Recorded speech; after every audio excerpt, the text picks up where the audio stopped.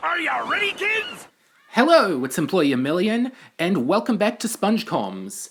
Today's episodes are Season 2, Episode 4, or Episode 24 overall, Dying for Pie, and Imitation Krabs, both of which originally aired on January 27th, 2001. In a lot of ways, this feels like when Season 2 really gets underway, like, everything's a lot snappier, everything feels like it's faster and wittier and funnier. Like, the first 3 episodes are good, but Dying for Pie and Imitation Krabs, man, Dying for Pie in particular, I feel like this commentary is going to be nothing but me praising this episode because this is way better than anything in Season 1, I have to say. And you can tell because this episode was written by my power trio, Aaron Springer, C.H. Greenblatt, and Meriwether Williams, and you can tell that a lot of thought and effort went into this episode, into making it as good as possible and as emotional as possible for a SpongeBob episode. A while ago, a storyboard pitch was sold online called Biscuits, and it was dated to around February or March of 2000, and it was basically Dying for Pie in its completed form. And it was already, like, fully set in stone. They had everything planned, and it was already perfect as a storyboard. Of course, there were a few jokes that were cut for time and such, but it was just a fun read. One noticeable joke that was cut was in the scene where SpongeBob is showing Squidward to everyone in town. At one point, he walks past a woman at a computer, and Season 2 has a thing for, like, deleting jokes about average people.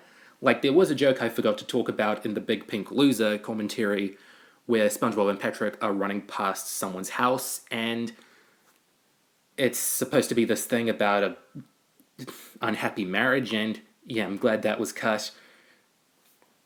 Something you'll notice about this episode, if you're looking at it critically, is that it is super cartoony. Like, the characters are more rubbery than usual for this time period.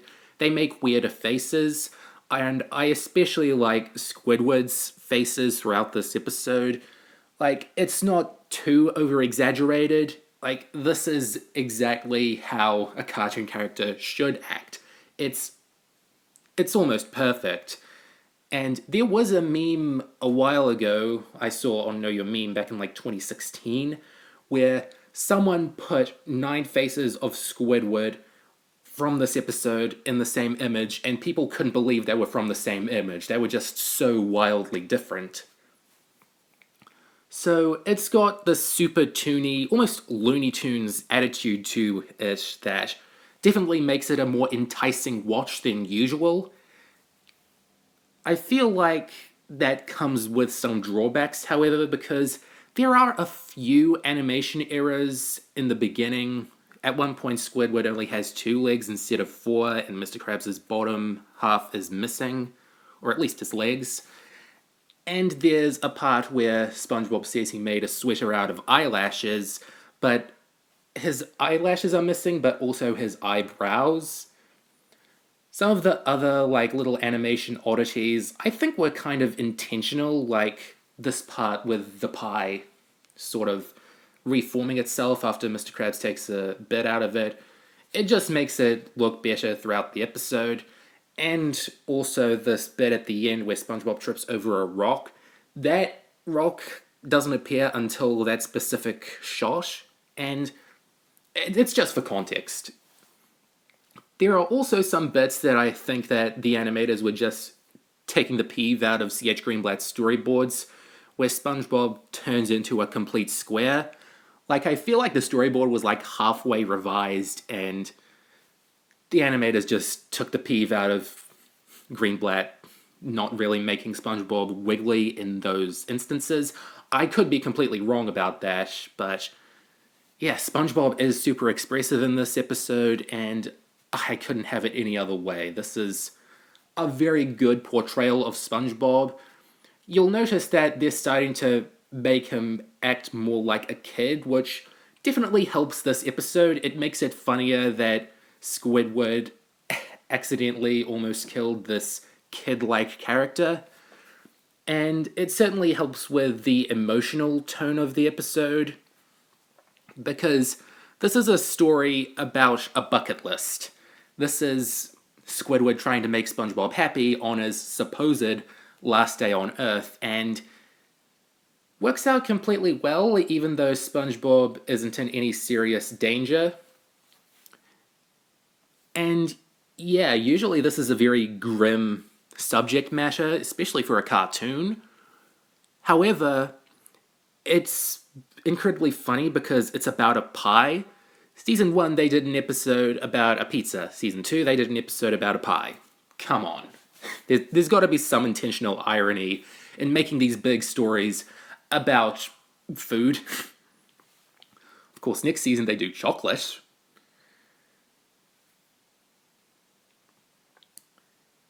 Another thing that is very evident about this episode is that it mainly juggles a couple minute elements, especially at the beginning.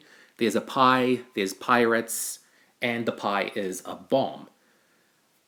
Part of my theory as to why this episode is so basic in its story ideas is that it's a product of the Noun game, where when Meriwether Williams joined the show, she and the crew were already running out of ideas at the start of season 2. She got people to draw some, words out of a hat and make an episode about them, so, pie, bomb, pirates, it's the SpongeBob crew. They can make anything out of that. And that is the Help Wanted poster from the very first episode.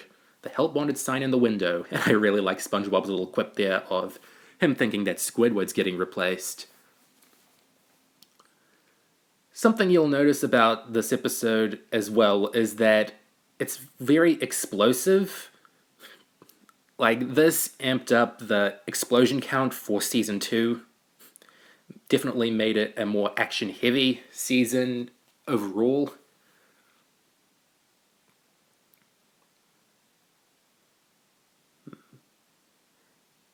I especially love this big list of things that SpongeBob gets Squidward to do, because it's totally a surprise what the next thing is going to be. Even on repeat viewings, the order in them is so unconventional.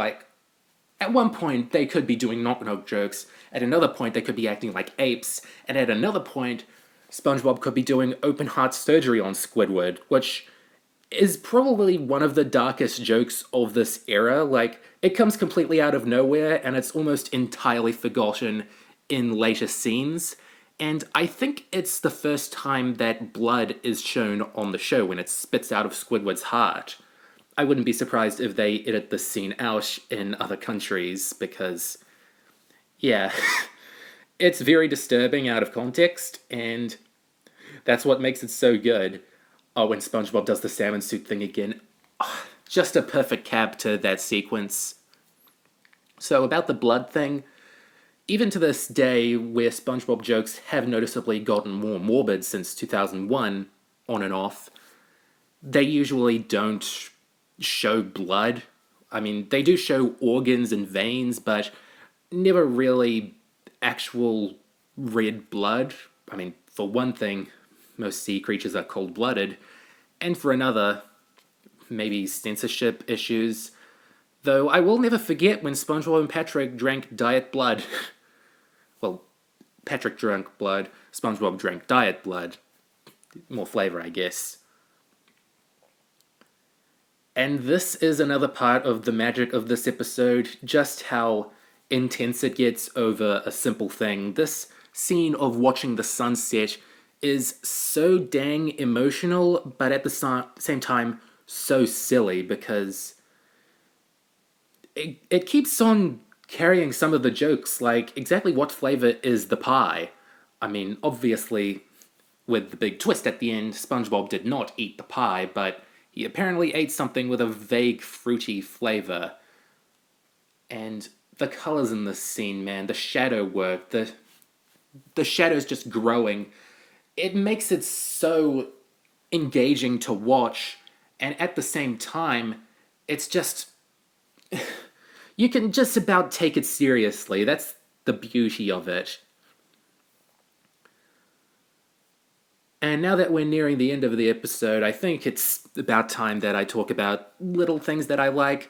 I think my favorite thing about this episode is the joke of Mr. Krabs taking the pie bomb as some sort of retaliation against his New Age management. That's just such a ridiculous thing to come to. And another thing that I like about this episode is the meta irony of SpongeBob making this big book of things for him and Squidward to do and saying that they should be able to finish by January. And the reason that's so funny is because for the longest time, this episode's air date was incorrectly dated to December 28th, 2000, so there was an implication that SpongeBob was going to do the entire book in just about 3 days. But now there's an extra layer to the joke that now we know it was aired in January, that SpongeBob plans to take Squidward on all these ridiculous things for an entire year. It's just such a funny little factoid that only the nerdiest of SpongeBob fans will look into. I mean, I don't think that the SpongeBob writers knew when exactly these episodes would air, but it's just a fun little coinkydink both ways you look at it. And oh my gosh, the test footage of Bikini Atoll that's used at the end, absolutely classic. The explosion is so massive that it would completely decimate a huge fraction of the ocean, and yet it appears as though SpongeBob and Squidward are okay. We're on to Imitation Krabs now, but screw it, Dying for Pie is just way too good. I have to keep going on about this dang Bikini Atoll footage because it just caps off the black comedy angle of the episode, because Bikini Atoll was used as a testing site for explosions and nuclear weaponry for years, and that's part of the reason why people have theorized that Bikini Bottom is in Bikini Atoll, because these creatures are so weird that there's no way that they aren't the result of some, nuclear mutations, especially in SpongeBob's case. You ever see a sea sponge with arms and a tie? So yeah, Dying for Pie, excellent episode. Even if Imitation Krabs was the worst episode of the pre-movie seasons, this would just be a bona fide rewatch the whole way through, the whole half hour, just for Dying for Pie, because I would still be laughing at all the jokes in that episode as Imitation Krabs is playing, but I am so happy that Imitation Krabs is also a really good episode. It was written by Walt Dawn, Paul Tibbett, and Mr. Lawrence. I mean, it'd just be a bit weird if you had a Plankton episode that wasn't written by Mr. Lawrence. There have been a couple, but Mr. Lawrence knows his character inside and out, and this is where a lot of the mechanics of Plankton's stories start to become more fleshed out. This is where the secret formula of Plankton episodes is more explicit, and it's repeated a bit more often over the course of the show, so I can see why a lot of the magic of this episode is no longer present for some fans, because this episode is about Plankton disguising himself as someone SpongeBob knows, and SpongeBob's too oblivious to know that it's just a robot or just a suit. And they did this over and over again in Season 7. I think that there were 3 different episodes that were just verbatim rip-offs of Imitation Krabs. I also really like the pun of this episode's title, because Imitation Crab is this sort of food that's used in certain meals if crabs are too hard to come by or too expensive. Although I like its beta title as well, 2 crabs are better than 1. Debatable if that works, but I do really like the wordplay that only the biggest of seafood aficionados would probably get. Also, I really like the stock footage of the Krabby Patty used at the start. It's weird that they go from an episode that ended with stock footage to an episode that started with stock footage, but hey. And another reason this feels like where everything in season 2 is sort of set in stone and becomes a bit more, like, easier to watch, especially animation-wise, is that SpongeBob's design here is used for a lot of other season 2 episodes like Life of Crime and Dumped and I think I'm Your Biggest Fanatic. It's definitely a thinner design and not as bold but still pretty bold. And I definitely like the look that he has for this episode. It's definitely one of the more recognizably pre-movie models that they use in season 2 and 3.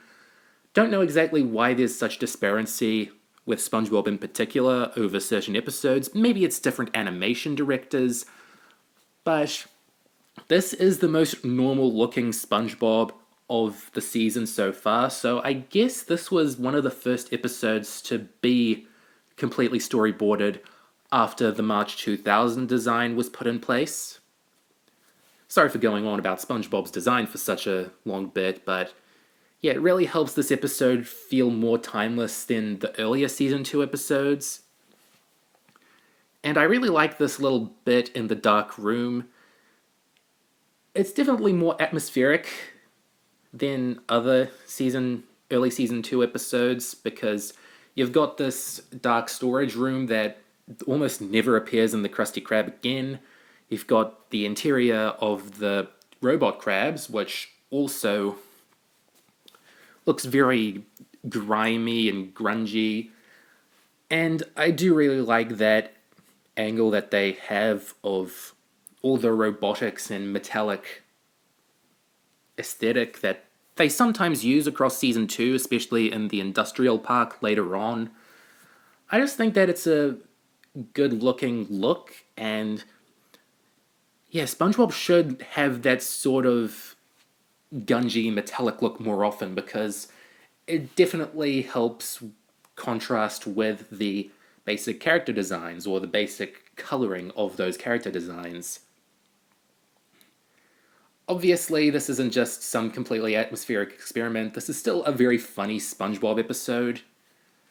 You've got the robot crabs pooting smoke. It's a bit immature, but it's a robot. It can't smell that bad. Maybe it's polluting the ocean. Shouldn't go off on this too much.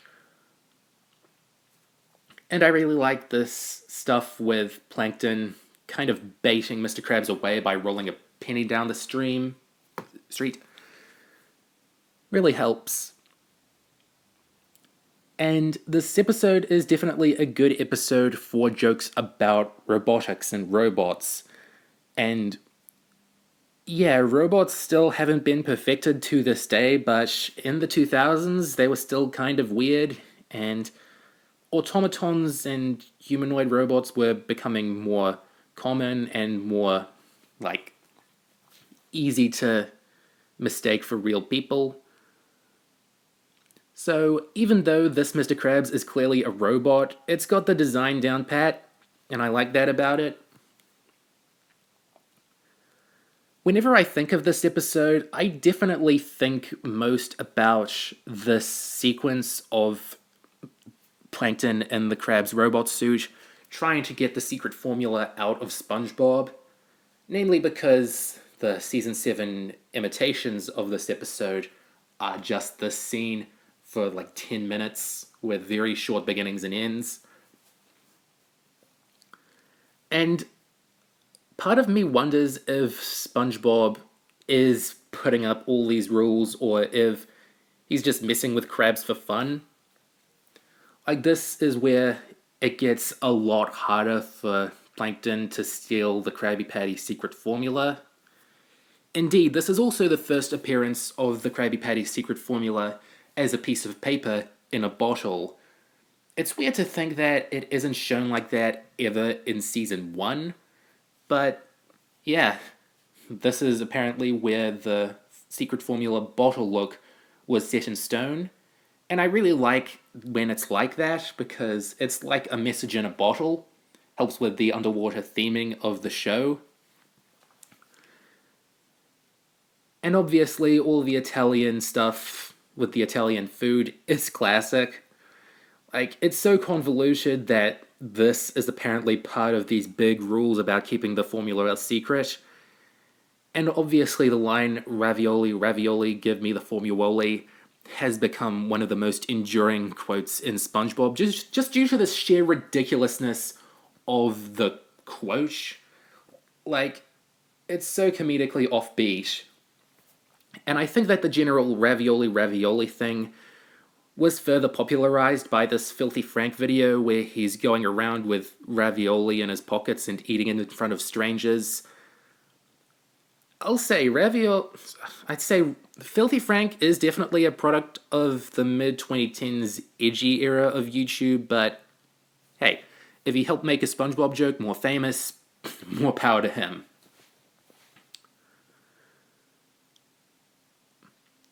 I'm definitely a little conflicted with this big tartar sauce ending. Like, it's generally the part of the episode that I remember the least, and it's kind of nuts that SpongeBob just gets this nutty about it, but it's not. It doesn't break the episode, and it just makes the thing more ridiculous that SpongeBob can't tell the robot and the Krabs apart. Like, I just said that the robot is easy to distinguish, but that's mostly because it's a cartoon and it's for kids and you've got to show which of these is the actual robot. I like to imagine that in their world it's harder to distinguish. And apparently the rules are even more convoluted for different days of the week. Part of me wonders if SpongeBob even knows the formula himself, or if it's just this big idea, because Vincent Waller has stated that, at least in the context of Sponge Out of Water, the formula isn't an actual recipe, it's more of an idea, which is a bit of a cop-out in some instances, depending on the context of certain episodes, but again, within the context of Sponge Out of Water, it makes sense, but in the context of something like Imitation Krabs, or something like Plankton's Army or something, maybe in the context of the debut episode for Plankton, it doesn't work as well. And as I was saying, the jokes about robotics, they're generally pretty funny. Like, you've got this big self-destruct thing, which Plankton has never stopped putting on his stuff. I don't know why. And you've got how somehow, even when Plankton's yelling, the voice still comes out sounding like a robotic voice. And you kind of hear Karen, but you kind of don't. It's not exactly an episode featuring Karen, but you still have Jill Talley saying the voice. And you've also got this cameo of Hans at the end here, trying to eat Mr. Krabs in this big crab meal that SpongeBob's laid out. It's saying something when, even though the robot Krab's disguise is destroyed, that this is still a very enduring episode, because it is referenced later on in New Leaf as one of the many failed Plankton schemes from the past. And in general, I really like it. It's funny, it's great, and it gets a lot of things done. So, my question of the week for you this week is, what is the most touching moment in SpongeBob history, in your opinion? Or the most emotional moment? I'll just whip out the old last week answers of favorite Patrick episode. A lot of answers from a lot of different eras. Cartman TV says What's Eating Patrick from Season 9. Mr. P says The Whole Tooth. Michael Euresmia says Big Pink Loser, though a lot of his favorites are Patrick Smartpants, The Secret Box, Roller Cowards, and The Pink Purloiner. Cartman Reviews says Sing a Song of Patrick. I'm getting a lot of Cartmans, I don't know if that's a great thing or not. Ice Cream Hero says No Nose Nose, Sing a Song of Patrick, Patrick Smartpants, Karate Star, and That's No Lady. Super Seal has this big admission of, okay, I love Patrick and Valentine's Day. No sweat, if you like that episode, good for you. Jack McGinn says No Pictures Please, and Arail System says Big Pink Loser and What's Eating Patrick. A lot of very common answers for What's Eating Patrick and Big Pink Loser, and a smattering of a lot of different eras of the show, which Goes to show that even though the ideas of Patrick's characterization have fluctuated over the years, he's still a very enduring character, and people still look forward to his episodes, and that's a good feeling. Next week, we've got the town-wide mayhem that is seen in Wormy and Patty Hype. Goodbye for now.